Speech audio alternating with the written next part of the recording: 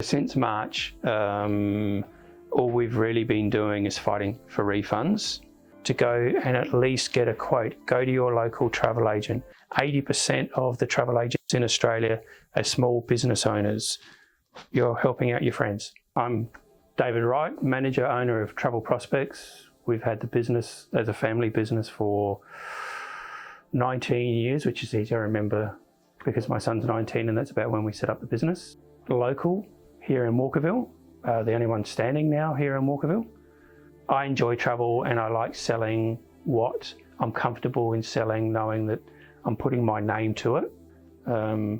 Everyone likes being on holidays. I like being on holidays. You like going to a coffee shop because somebody knows how to make the cappuccinos really nicely there. You go to the butcher because you know they know how to cut your meat the way you like it.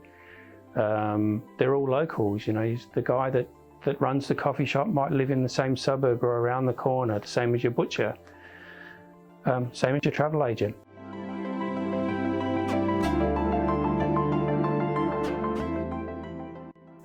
Coming to a travel agent, not everything that you see in any form of media is the 100% best deal.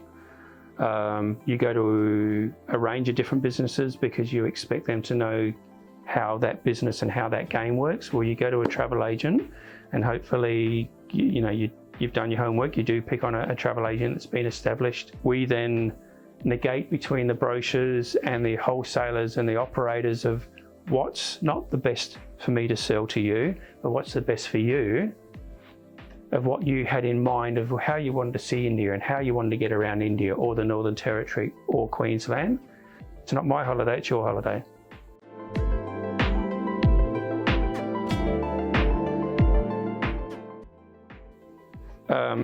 In general, when you go online, it's nearly put in your credit card, pay straight away. You come to a travel agent, that still might be the case, but not in a lot of the cases. You only need to pay a deposit and then you'll be given a deadline when you need to pay your balance.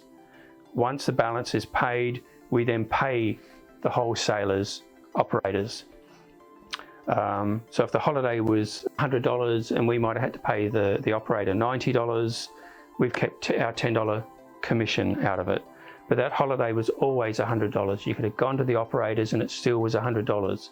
You haven't been marked up $10 for my profit. It was built into it. So you've got a service that was already pre-built into the package value in the first place.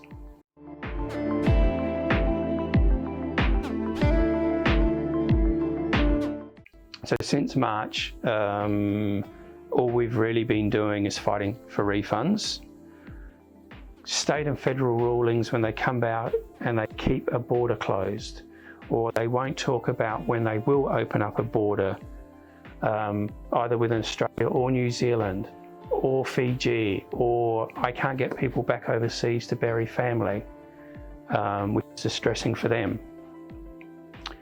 While the governments are keeping my hands locked down in not being able to really sell much, I'm in effective business. You're telling me to go off and restart my business, but in the same breath you're locking the door because I can't sell much.